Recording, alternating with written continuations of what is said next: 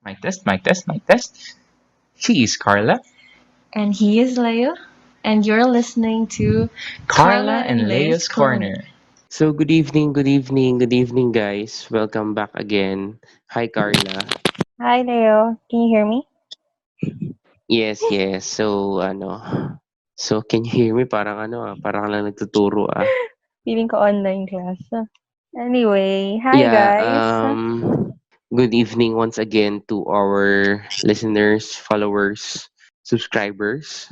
Are we already on YouTube? Or are we already on YouTube, Brad? Thank you pala kay Yeah. Irish. So we are back again with our friends. Okay? I don't need to introduce na the others kasi kilala nyo na sila. But I will just introduce. Alam ko hindi nakasali si Rex before, right? Yeah. He wasn't there the first time that we had this podcast session via Zoom. Okay, so let me introduce to you my childhood friend. My childhood friend, the the OG, the OG, Rex De Jesus. Hi, Rex. Hi, good evening sa ating mga listeners. By the way, good evening because we're recording this tonight here in our local time. Mm-hmm. Dami kong Yes, sinabi, local nag-highlight ako. time. Hi, Rex. So, so guys, a brief reminder lang, baka kasi na, na, nalilito na kayo, ilang araw na lang matatapos na ang ECQ at Yay. tayo level up na tayo sa MECQ. MECQ. Are you in favor of this one, guys? Are you in favor of, lifting the ECQ right now for the Philippines? How about you, Carla? Are you in favor? Lifting the ECQ? Actually, I'm Yes. kind of torn because, like, if I'm going to look at the side of our health, I'm gonna say I'm not in favor with lifting the ECQ because we haven't really flattened the curve yet. So I think it's not yet proper. It's not yet time to lift the ECQ. But then, if we're going to look at the like economic side of it, I think that we should, yeah, the government has no choice but to lift the quarantine already because it cannot provide any more for the people, I think. So So yeah. if I were in the position of the government, I'd really be having a hard time also deciding what's best So for my people. you are also on a stalemate position wherein you really cannot absolutely decide on what would you do next, right? Yeah, I think it's really hard to have a certain decision at this kind of pandemic. Okay. How about you, Joms? What can you say about this ECQ? Should we lift it? What should we do next, or what to do? It's kind of hard to decide because not only the pandemic or it's not only COVID that we're taking consideration. Kasi we'll also have to look for the economic side of everything else because without the economy, I think we are not able to provide resources to the citizen. However, this is really a tough time to risk everyone kasi according to the researchers now, once they have lifted ECQ, nagkakaroon ng second wave. So, just for us to have enough resources or magkaroon ng movement sa economy na, I think it is really hard to decide as to whether it is okay to lift ECQ kasi if we're going to lift the ECQ, our economy will move again. However, pag hindi natin nilift, still yung economy natin but there's a probable chance na makontrol yung spread ng COVID. So it's really hard. Okay. Yeah. Thank you. How about you, Rex? Should we or shouldn't we prolong the ECQ? Perhaps only the The Sorry. whole opinion that I beach. could give is only a bystander's opinion. And I don't see much credibility on what I will give as an opinion. But I just realized that what the government did in trying to devise a way of letting people stay at their homes is just it's like starting the engine. But starting the engine is not everything. para makapunta ka to your destination, you have to what? You have to Tapakan yung really drive. clutch. You have to You drive. really have to drive the car. So, what will be the driving thing that will make this thing work is the solution to the problem, and that is the cure. So, para sa akin, hanggat walang cure, it's really a challenge to lift the ECQ right away. Kasi sabi natin lifted ECQ, pero the virus is still there. So, what is the difference? Di ba? So, what will make it more different? Are we prepared for a health system prepared to accommodate more patients? That's why they are lifting the ECQ. Is that the reason? If that's the reason, that's fine with me. But if the health system is not yet ready to accommodate more patients, I think ECQ will be a good temporary solution. Again, as I watch many resources in the news, issue nga talagang economics, but pinaka-primary issue kasi is health issue. Kapag ka tayo ay naging pabaya Right. sa isyong ito, ay mas lalong tatagal as magkakaroon siya ng grave issue sa economics in the long run kung tayo ay magiging relax with this quarantine that the government is implementing. So parang ganun lang. Siguro all the conditions that I have mentioned is met, perhaps it's a good idea to really lift the ECQ. But if the government's not really that prepared to accommodate more patients with the health system, that will be a problem. Thank you. Thank you. Yeah. So I think both, no, the three of you have similar answers wherein you're still on the idea na you're not yet sure. Basta parang ang common grounds yung tatlo is that hindi pa ready si Philippines or si government in terms of health systems, in terms of letting the people go to their normal life. Okay? So let's ask one more opinion. Okay? Hannah, you there, sister? Hi! Hi! Hello. Narinig niyo ba ako? Ayan. Actually, wala na akong sasabihin. Kasi the same lang din yung sa akin. Actually, totoo. So, lahat na nung gusto ko ring sabihin, parang nasabi na nila. Especially kasi, alam na yung sinabi ni Rex na ang concern talaga natin ngayon is yung health eh. So, since I have a lot of friends na talagang nagtatrabaho or their career are in line with medical, and recently nakakausap ko sila, so I know the struggle, I know the sacrifices talaga, na parang kung para sa akin, ayoko pa talaga siyang i-lift kasi nakakapagod din sa kanila.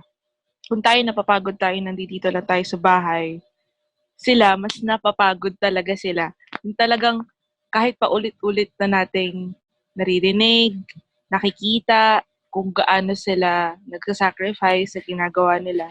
So, ganun din.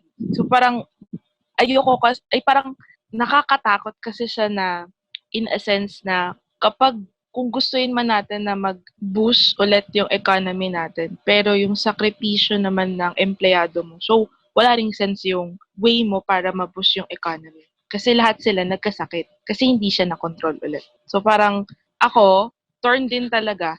But for me, ayoko pa talaga na i-lift siya. So, yun. Actually, let me just add also, because sinabi kasi ni Rex kanina, parang hindi ready yung government na parang i-stop yung ECQ natin. But right at the beginning, or no, I think it was you, Leo, who said it right. But I think right at the beginning, we're not really ready with this. Like, even when we did the quarantine or the ECQ, it is, yeah, a good mechanism that the government did to somehow stop spreading the virus. But then we could really see that we're not ready right from the start. And up until now that we're trying to that we're now freeing the people somehow, we're still not ready. And we don't know what's bound to happen right after this. Yeah. Okay, yeah. So I think I don't know. We have this common ground na we are not yet ready. That the Philippines is nor or the NCR, okay? Parang NCR kasi ang majority ng COVID natin. Although some in some other regions as well, may mga high cases tayo, but dito talaga sa NCR ang point kung saan marami. We are not yet ready and tatagal pa tayo ng mga ilang weeks pa, ilang days pa tatagal, right? Well, during the ECQ, right, merong nasabi natin to sa previous episode natin ng podcast we've mentioned, pero hindi naman natin na-discuss. We've mentioned the ABS-CBN shutdown, right? So siguro naman lahat kayo dito ay updated sa shutdown ng ABS-CBN. Meron bang hindi? Meron bang What? hindi? Wala. Lahat naman siguro updated sa ABS-CBN shutdown, no? But in the process or during this ABS-CBN shutdown, alam kong parang ang light nito or what, but I noticed something very very important na ang lalim, okay? Siguro naman lahat kayo aware sa bawal lumabas. Bawal lumabas. Bawal lumabas. Pag inayos mo yung law, Tapos, last yan, time, familiar Yeah. ba lahat sa bawal lumabas? Yeah. Playlist, bawal lumabas. Was that shown live? I'm not sure Sorry, hindi actually. ko alam eh. Live ba yun or recorded nila? Honestly, Sabi like, kasi, I haven't really oo. Same. Hindi ko pa napapanood yun. same. Like, Eh, kasi I So haven't parang really Zoom watched siya, it. live siya na Zoom protest tapos umere siya, ganun. It's not actually a protest, more of parang nag-usap sila ni Coco Martin, if I'm not Are they mistaken. talking? Parang conversation siya during They're that, talking? Diba? Really? Oh parang my God. ganun. Parang, dun sa nabasa ko kasing article, actually, ayoko magsabi nung pangalan nung nagsulat. Pero parang ganun kasi yung setup. So parang, naka-live sila. And then, ang nag-uusap, kaya nag-bring up yun, yung ganong reaction niya, ni Kim, it's because nag-usap sila ni Coco Martin. Okay, because I had no idea. Actually, Mm. like, I Pero hindi ko watched siya napanood. some, like, parodies of the video or, like, yung mga memes na lumalabas about the video, and I've been hearing it, but I haven't really watched it. I read, like, a portion of what Kim Chiu said, but then I really didn't watch the whole content of it because I don't like how people are mocking Kim Chiu right now. Yes. Not because I'm defending Kim Chiu on what she said, but there's more to it, right? Yeah. Ayun lang. Since Carla already mentioned it, I think that would be the focus of this evening eh.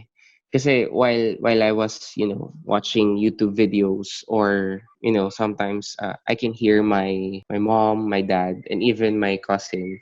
They're playing some memes or I don't know, videos on Facebook. I just noticed some points. First point is that information nowadays, particularly during the ECQ, right? It's very difficult, right? Meron tayong konsepto na ng tulad ng sinabi ni Carla, hindi niya sure kung saan niya na nakita. Maski ako, hindi ko na rin sure kung ano ba yung exactly, saan ba nanggaling or what. Because the idea na sobrang nalilipat-lipat na eh. Diba? Parang yung idea ng information sa atin, for example, I shared something to Jomwal, and then Jomwal will share it to Rex, and Rex will share it to Carla, Carla will share it to Hannah, Hannah will share it to others. Parang yung mismong shinare ko kay Joms, it's not exactly na yun yung makakarating sa others. That's the idea. Yun yung first Right. point ko na parang ang gulo na ng information natin nowadays, di ba? Lalo na lang we have, mas tutukan tao sa social media dahil walang ibang pinagkakabalahan. And then number 2 is the idea of discourse. Yan. Memes are good. Memes are good. Masayang makakita ng memes. Masayang makanood ng mga videos ng mga memes. Pero masaya lang siya kapag siguro naiintindihan mo kung ano yung saan nanggagaling, bakit may ganon. But the problem is that etong mga memes na to ay nakakarating sa nakararaming tao. At nakakarating to sa mga tao na hindi sa minamalit ko sila. Pero nakakarating to sa mga tao na alam niyo yun na hindi ganun ka-informed dun sa mismong context. Hindi Yeah. masyadong educated or knowledgeable about dun sa concept. So, ang tendency, ang kinakain ng tao ay yung surface lang, yung memes lang mismo. Pero yung mismong content ay hindi na nadi-discuss. Yeah, because Diba? the I know tendency that with those are my memes, 2 points. yeah, the tendency with memes kasi, since it makes everything seem like a joke, so parang mas napapababaw niya yung ibig sabihin ng mga bagay-bagay, right? It tend to take everything on the funny side, where in fact there's so much more to dig on the meme itself, or on the issue itself. Pero what people see most of the time when it comes to memes is the surface level nga lang, just like what you said, right? Because if Yes, well, yes. medyo lumayo tayo kay Kim Chiu issue. Kasi I remember this meme, it was very famous, yung paano mo nasabi, right? Yeah, yeah, yeah. You guys remember that meme na parang everyone was saying that term, pero if you're going to dig into what that story is all about, it was actually about what was that all about? The guy, right, committed a crime. Yeah. I think it's murder. Yeah, right. If I remembered Which it is correct, it's murder. right. So parang nawala yung focus ng tao doon sa ginawa niyang crime, and then we focused more on the term paano mo nasabi, because the way he delivered it was so funny, 'di ba? And we forgot what he did. And we took the incident very lightly. Same thing with what's happening to Kimchi right now, right? Exactly. May nag-message lang kasi tayo ay naka-live, no? So may mga nag-comment.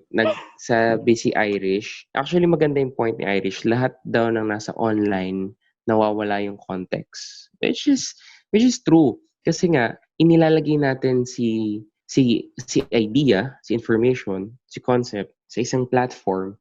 And of course, that platform is already subjected to the user's perspective na, di ba? Pag tinitingnan na niya and so on and so forth, ganyan. Yes, that's So, the problem of interpretation.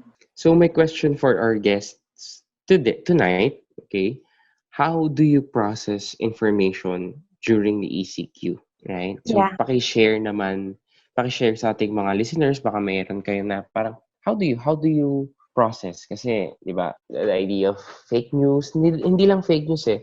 The evolution na ng mga news sa atin, not just fake news eh. Hindi lang basta fake news ang meron sa atin, meron pang partial truth na news, ito lang yung totoo, side lang, perspective news, opinion, ang dami eh. So how do you process information na natatanggap nyo ngayong ECQ? We can start with you, Hannah.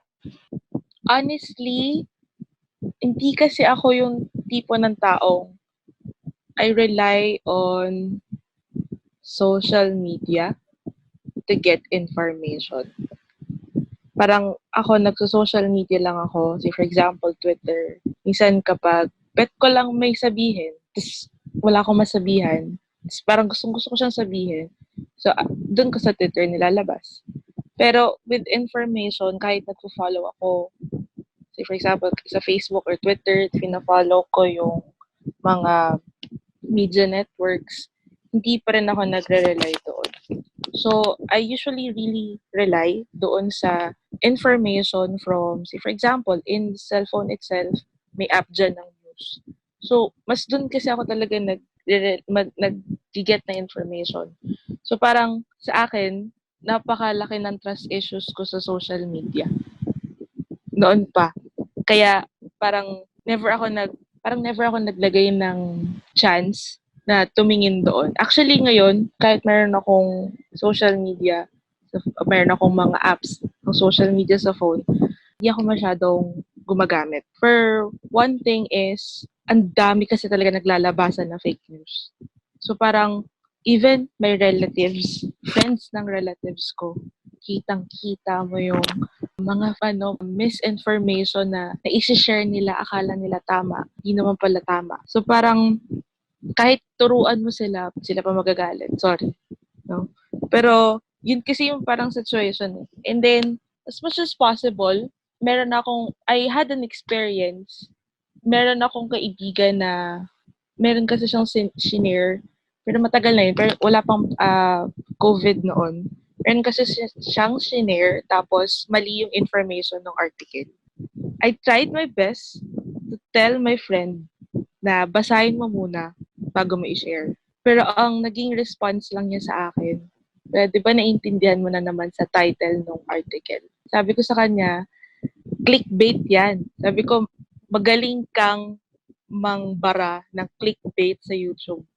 Pero pagdating sa social media ng mga articles, hindi mo kayang gawin yung pambabara mong ganyan sa mga videos. So, parang ganun. So, yun lang. Kasi ako talaga reliable talaga. I rely with the actual information from sources I know na talagang factual yung naibigay.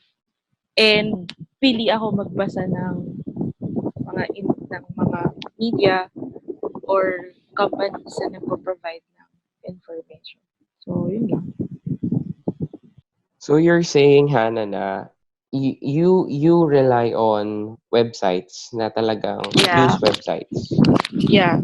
So for example, in Facebook or Twitter, pag may nakita kang news or what, mas naniniwala ka pag sa mismong website ng news Yes. company nang galing. Yes. Okay. Instead na Actually, doon. Actually, mahirap nga yun talaga kasi imagine, even though sabihin natin na, I forgot Irish's term eh. May term siya na pag may check daw sa Twitter or may check sa Facebook. It's I verified. forgot. Yeah. Verified account? Verified. Yeah, verified. Yeah, thank you.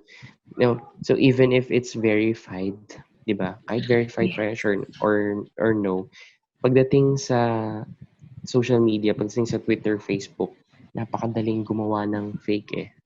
Napakadaling mag-edit, mag-Photoshop, ilagay mo lang yung logo, 'di ba? Yeah. Akalain mo na yun na yung nagsabi. But yeah, it's good na it's a good tip na try to rely on websites.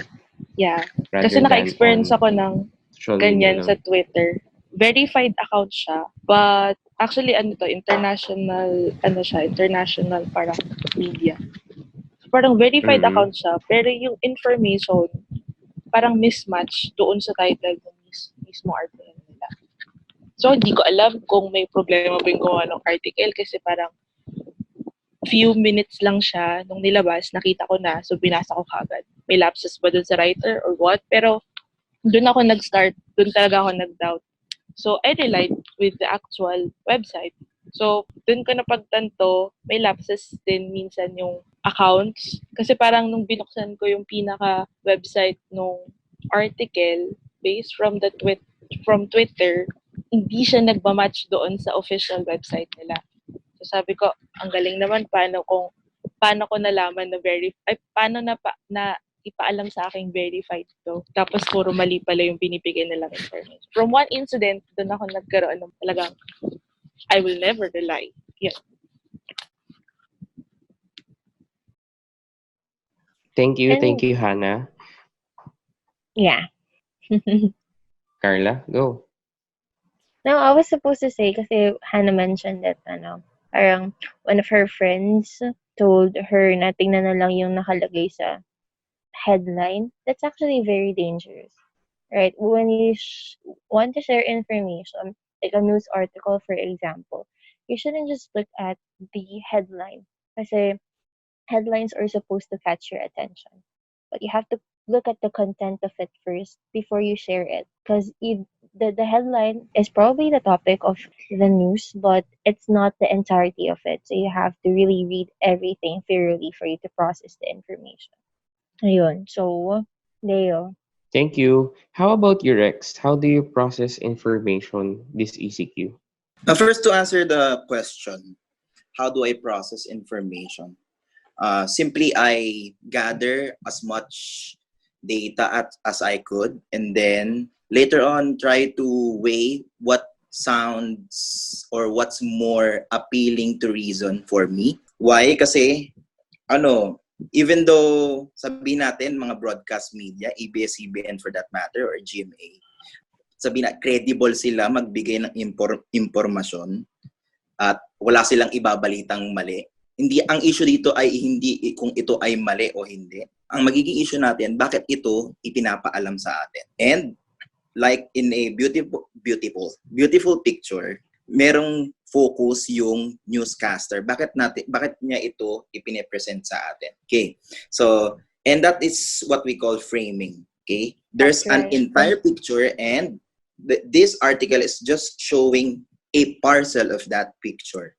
And that's why we need to really look for various sources and try to weigh what's more sounding to reason bago natin paniwalaan ng isang article. Kasi tayo, we cannot really know the entire story. We could only grasp what's more reasonable. So parang ganun yun lang yung naisip ko. Kasi let's say ABS-CBN, ang ipapakita lang nila sila yung argabyado sa sitwasyon. But then again, when I try to switch to GMA, which is 24 oras, ma-realize natin, may mas open na perspective. Bakit ngayon sinususi ABS-CBN? Yung mga reason, bakit sila tumatagal sa pag-renew ng kanilang prangkisa na hindi fully dinidiscuss sa ABS-CBN. Bakit? Kasi ABS-CBN, like in any other company, they want to protect their marketability. They want to protect their image. Kasi, bakit mo kailangan gawin yon? First of all, that's business. Di ba? You will be a mediocre pagka hindi mo pag sinabi mong ABS-CBN ay gusto lang makatulong. Di ba? Hindi yun ang primary objective ng ABS-CBN. Like any other company, ang gusto nila ay profit. Pero syempre, let's give the benefit of the doubt. They still have a mission. Diba? May mission din sila. Kaya naman, tuloy-tuloy sila ng pag-broadcast nila. Yan. So parang going back to the issue, it's better to look for various sources and then try to see ano yung pinaka-reasonable. Just to share, siguro isang malaking issue rin din ang social media. Ako siguro, on my viewpoint, ang unang tanong dapat na meron tayo bago tayo gumamit ng social media is that, why am I using this? Is this for me to be entertained? Kasi kapag wala tayong purpose, ba tayo nag-open ng social media, magiging parang chismoso lang tayo. Titingnan lang natin sa social media ano yung in ngayon, 'di ba? Ano yung trends. Pero kapag tayo ay objective sa ating mga tinitingnan, like ako, ang objective ko kaya ako ng social media kasi gusto kong matawa. 'Di ba? Ayoko ng stress. Kaya pag may mga issues, sige, tingnan ko muna yung mga issues and then later on tignan ko yung kwento kung ito ay worth my time alamin kung ano nangyari, 'di ba? So, kumbaga, isang tip din sa pag-share. Ako kasi hindi ako ganun mahilig mag-share ng mga info, lalo na kung ito ay sabihin nating medyo critical in terms to decision making. Kasi halimbawa sa issue ng ABS-CBN, hindi ako basta nag-share doon kasi hindi natin alam kung ano yung pinaka point ng kwento. So for me, I just gather more information and then select what will I believe on and what's more reasonable for me. Actually, it's very accurate, no, to say na you have to search more, or not just to search more other sources, but to study the actors involved on the issue, 'di ba? Kasi pag mas naintindihan mo yung vested interest ng mga actors involved, let's say ABS, NTC, the House of Representatives, or the other actors na involved dun sa mismong issue, mas maintindihan siguro natin kung ano yung nangyayari. But yeah, may naman ulit sa atin, may nag-comment ulit. Hindi ko lang kasi nag-comment, pero ang sabi, hindi daw siya basta black and white, which is true, as what Rex said, di ba? Sabi nga ni Rex na ABS-CBN is not just, yung pag-shutdown ng ABS-CBN is not just, shutdown siya kasi ayoko ng press freedom. It's not just about that. Or shutdown siya kasi may kulang kayo sa prangkisa and all. There are a lot of, hidden facts, hidden stories about this na we don't know. Kaya nga lang, ang nakakalungkot na nakikita natin ay may laban sa taas, pero hindi yun yung laban sa baba. Merong usapin, may laban ang mga pinuno, sabihin natin, pinuno ng gobyernong ito at mga pinuno ng ABS-CBN, pero iba yung laban na tinatahak ng mga nasa laylayan, mga may hirap, yung mga nawalan ng trabaho, the people who are consumers of this kinds of news and programs. So, last but Yeah. not the least, Jones, how do you process information? Well, I guess for me, kasi I don't really watch television. Hindi ako mahilig manood ng television. So most of the time, I look for news sa, wait, parang yung kay Hana, like social media accounts ng ABS-CBN, social media accounts ng CNN Philippines, ng different news network.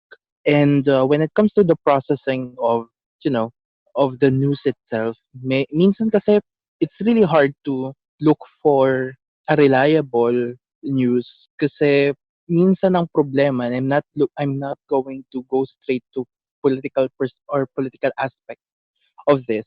Minsan yung pinanggagalingan mismo ng information, not the TV networks and whatnot. Yung mismong tao na nagsasabi, nagshishare at nagbabahagi nitong mga news na to, information na to. Minsan sila mismo, inaccurate din sila or may mga may mga sinabi sila last time na hindi tugma sa sinasabi nila ngayon, no? Merong internal conflict when it comes to information. So, ang mga tao nahihirapan silang intindihin alin ba talaga dito yung totoo. Kasi sabi mo last time ito eh. Tapos ngayon ito.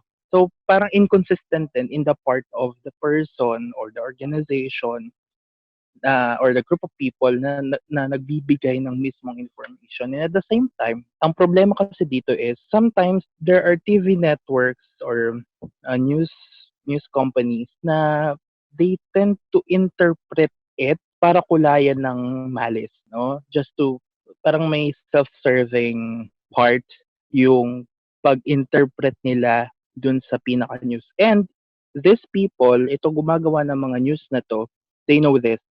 So what they're going to do to put up some malicious interpretation in the news, gagawin nilang malisyoso yung headline. Why? Kasi alam nila na ang mga tao, especially sa social media, hindi yan nagbabasa ng content.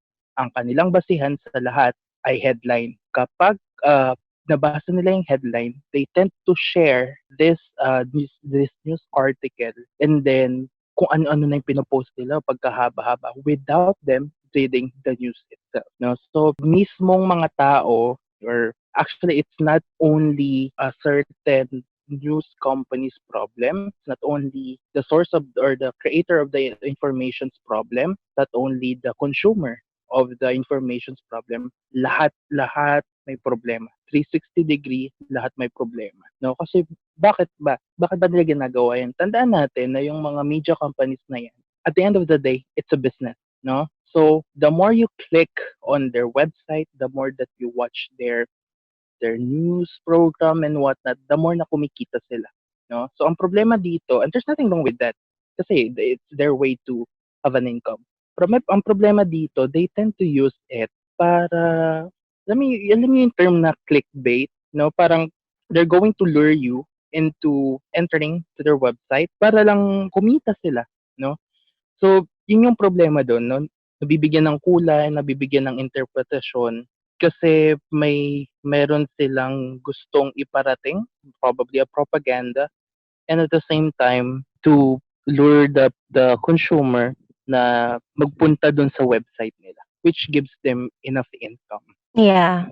That's actually very correct, Joms. Sabi ko nga, di ba, parang we always, and like to affirm what you guys said, so there's always a personal bias. We always have our personal bias, especially the media companies.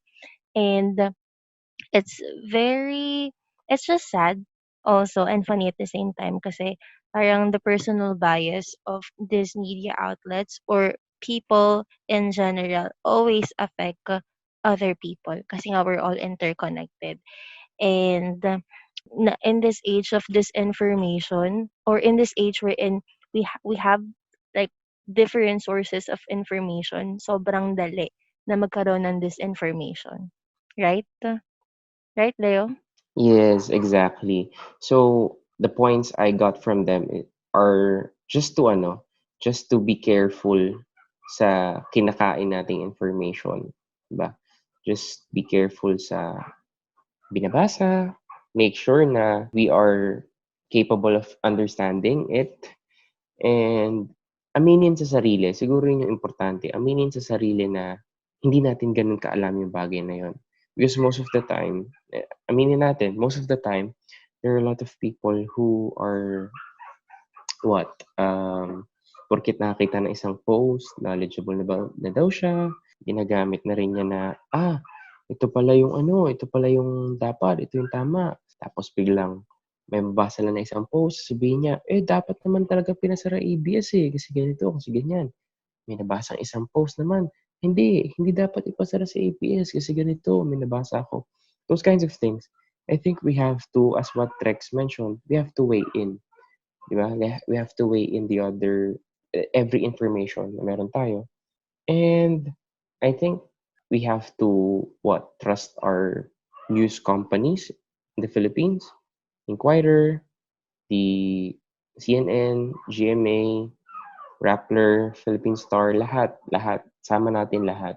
If we are not yet certain dun sa nakita natin sa isa, punta tayo sa iba. Tingnan natin kung same ba sila, ano nangyari. Bago natin sabihin na, ito na yung gagawin kong react. At dahil dyan, hindi tayo magre-react kung dapat ba o hindi pinasara ang ABS-CBN. We don't want to go there, guys.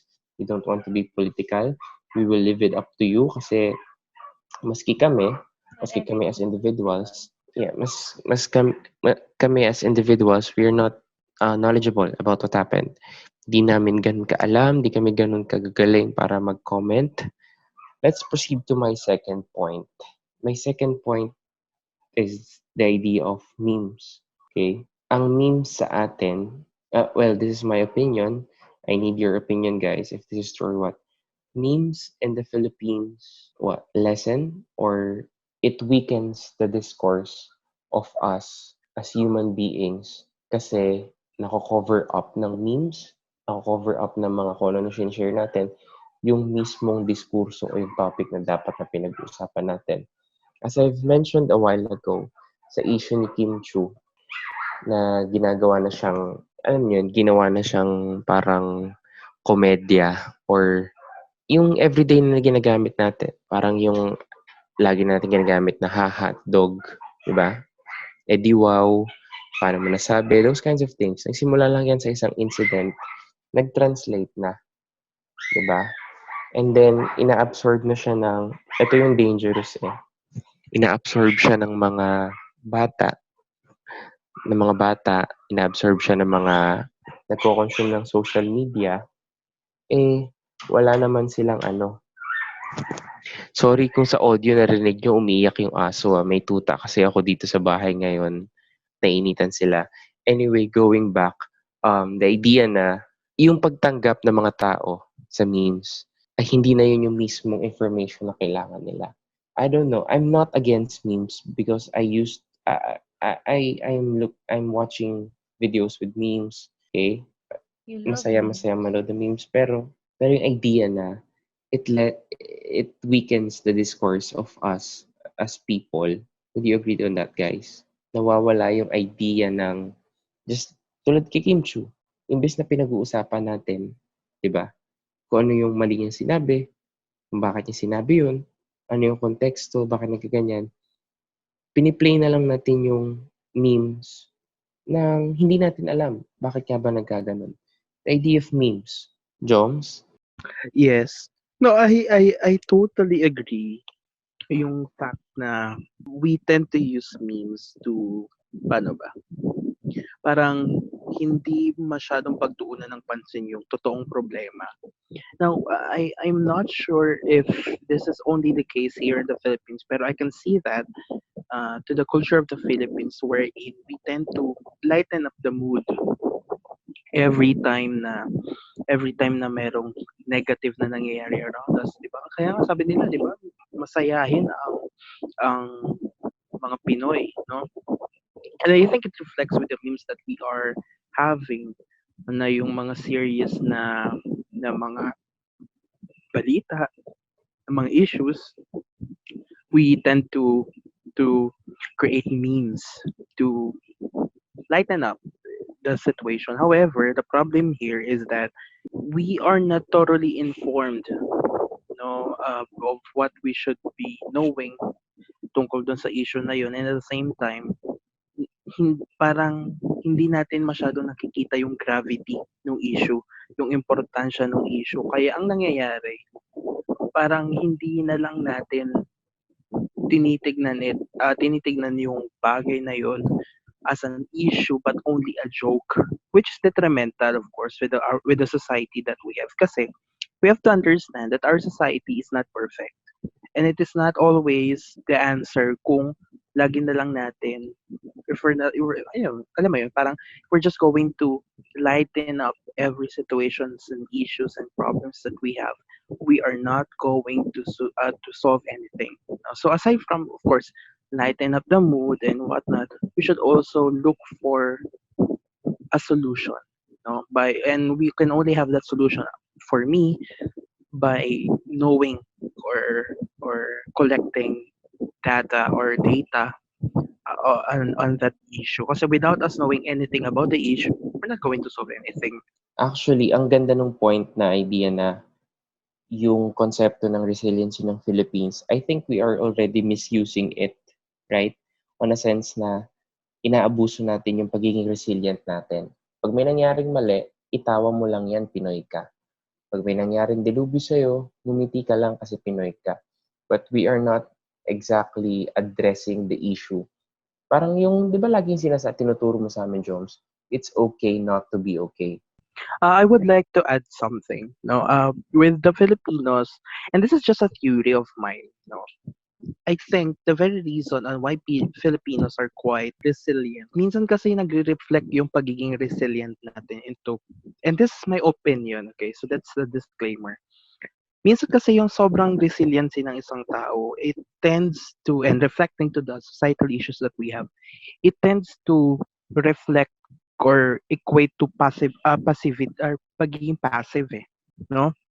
Kapag sumosobra na yung pagiging resilient natin without us facing the real issue that we have, nagiging passive na lang tayo. And this is something that we cannot see because we tend not to fight for our rights. And I'm not going to be political about it. But I think the very reason and why we are like this is because we are xenocentric. When we say xenocentric, we see our race, our ethnicity as lower as compared to other culture or other ethnicities such as Americans and whatnot.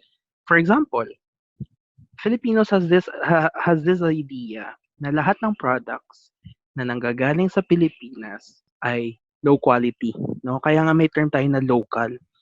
There's nothing wrong with local products. It's just that ang connotation ng mga Filipino people or mga Filipinos, pag sinabi mong local, low quality, no? Which in fact hindi naman. Bakit sa mga basketball fights, no? And this is something that I usually give an example in the class, no? Pag may basketball game, tapos may nakaharap ka American players, no? NBA.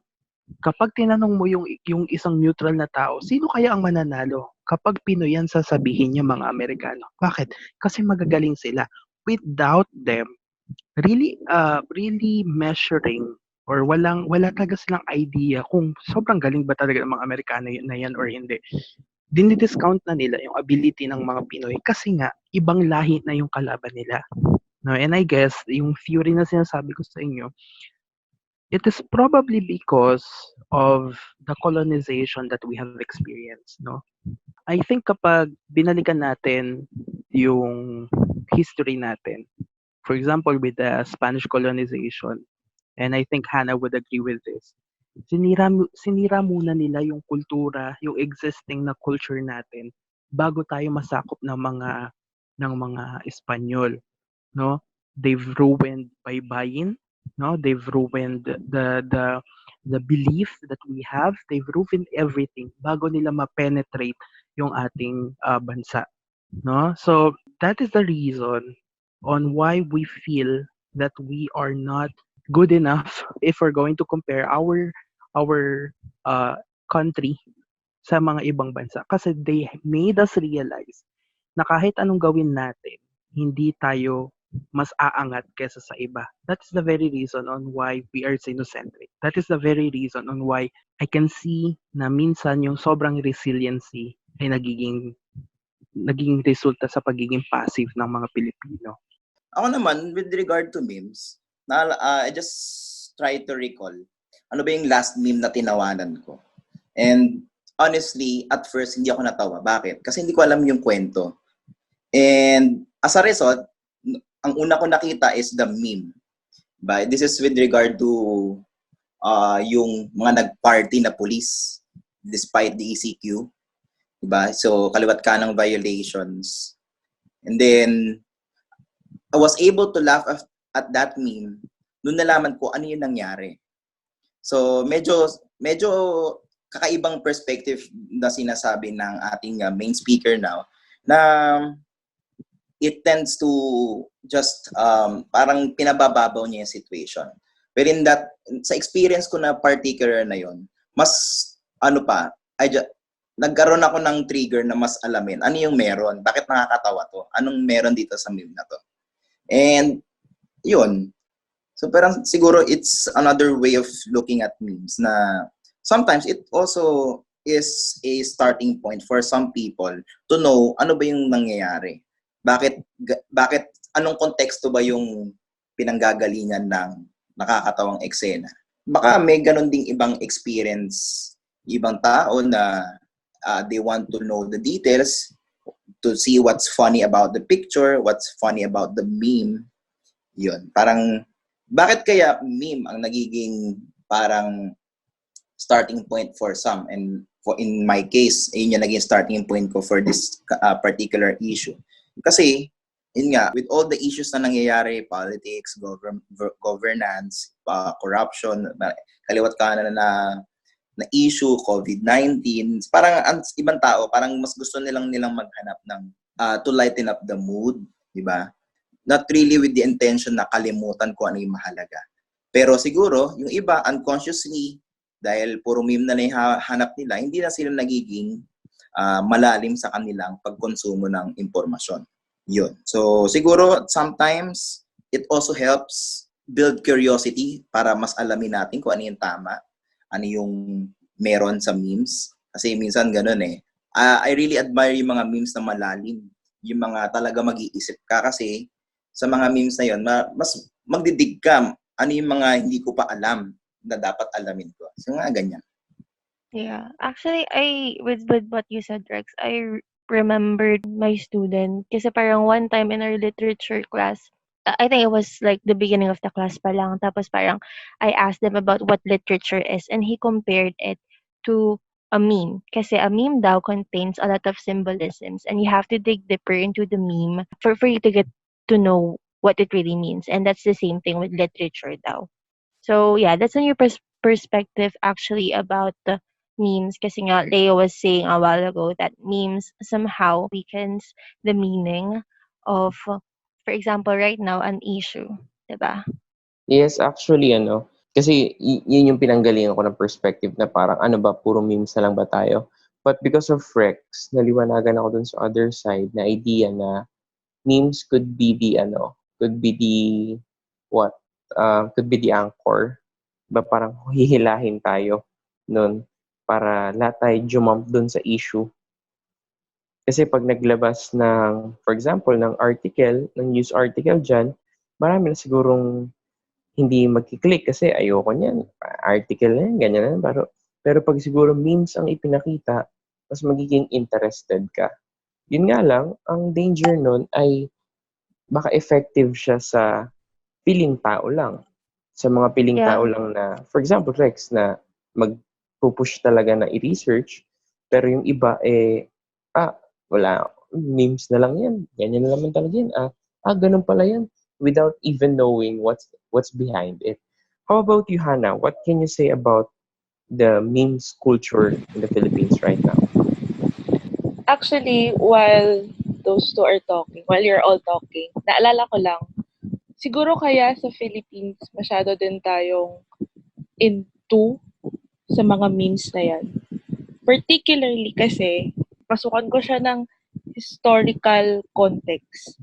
When basically we are colonized by still colonized in a neo-colonial setup. But before, we're colonized by Americans. And particularly Americans, from them, actually hindi sa kanila nagsimula. It's from Europeans.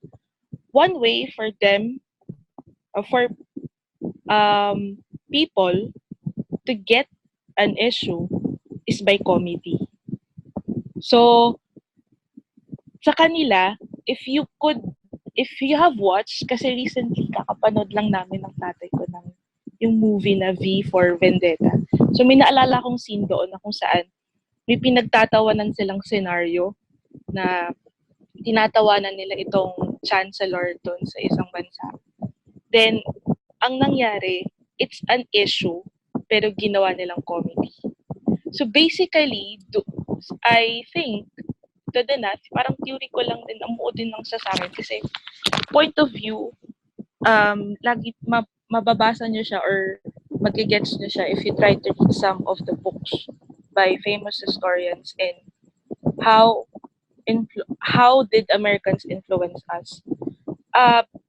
They tried to influence us with the way of making a problem na kung saan one way para di mo siya maisip or one way para di mo siya lalong problemahin, tawanan mo. Addition na yung kung saan yung mga Pilipino in our history, masayahin talaga tayo. Okay? So parang sa atin kasi, parang ang problema, kaya nating solusyonan yan, nagiging masaya din tayo in the end. So parang ganon. So, parang dun ko kasi nakuha yung, parang ngayon lang, dun ko nakuha yung isip na, siguro, ganun, may effect din yung culture na binigay ng mga nag-colonize sa atin. And unfortunately, katulad ng sabi din ni Leo kanina, na misuse siya. So misuse na siya in a sense na parang if ako yung isang tao na gusto ko lang, puro nakakatawa yung nakikita ko. Pero hindi ko iniintindi, unlike the perspective or yung way ng ginagawa ni Rex. Parang hindi ko napapansinin yung issue. Parang hindi ko na siya pagtutuunan ng pansin. Kasi parang ang perspective din ng mga Filipino, dami kong problema. So bakit ko pa iisipin yan? So ang tendency kasi, masyado din tayong family-oriented. Pag maraming problema sa family, sobrang dun tayo muna magpa-focus. Parang pag wider, or not wider, sorry. Parang pag bigger issue, aanhin ko ba yan? Basta ang kailangan ko, say for example, ngayon, in the pandemic, ang kailangan ko, paano mabubuhay yung pamilya ko? Parang yung issue bang yan, magiging way yan para magkaroon agad kami ng pagkain sa araw na to. So parang pag nakita ko siya, tawanan ko na lang. So parang ganun na yung nagiging purpose ng mga memes ngayon. Wherein, hindi na talaga siya nagiging useful kasi parang nababaliwala na yung thought na pag-usapan natin siya para mabigyan natin siya ng possible solution. So, yun. Actually, I love Hannah's point. I love everyone's point kasi parang there was a point using MIL or media information literacy. It's very historical and it's also psychological.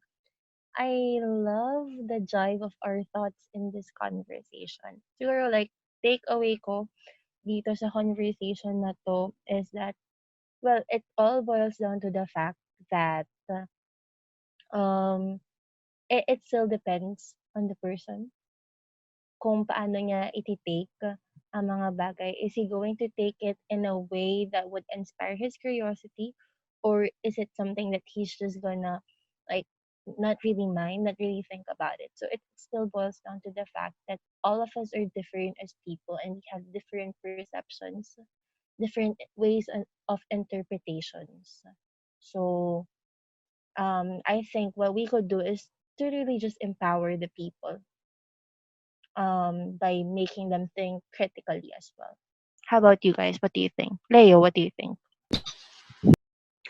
Actually, I think we have a consensus naman based dun sa answers ng mga friends natin na during this ECQ, and not just in ECQ, but in the social media, I think we already did this as a podcast nating isang episode. Mm. Pero we should all be to become a smart user, netizen, okay? A smart memer. May mga terms na tayo. To be a smart memer is we have to be ano, we have to be hungry for information. We shouldn't settle for yung yung nakikita lang natin. Let's not settle on the idea na ito na, yun na yun. Okay? Let's always pursue, find, and search for the other truths that we have in the society. So, um, unfortunately, we are already exceeding our time. Pasensya na guys, may mga gusto pa magsalita, pero tayo nauubusan na ng oras. Once again, I would like to thank you everyone who spent their time with us for our Thank you, podcast. guys. Thank you, Joms, Hannah, Rex, and Irish. Thank you very much. Next time, marami pa tayong pag-uusapan. Mahaba pa ECQ, and even after ECQ, we're still going to talk a lot of things. I like to do this And live. thank you for listening, for all the followers, subscribers sa YouTube channel natin. Please click subscribe and on the notification bell. And sa Spotify, do not forget to follow. Thank you for listening. Till next episode. Bye.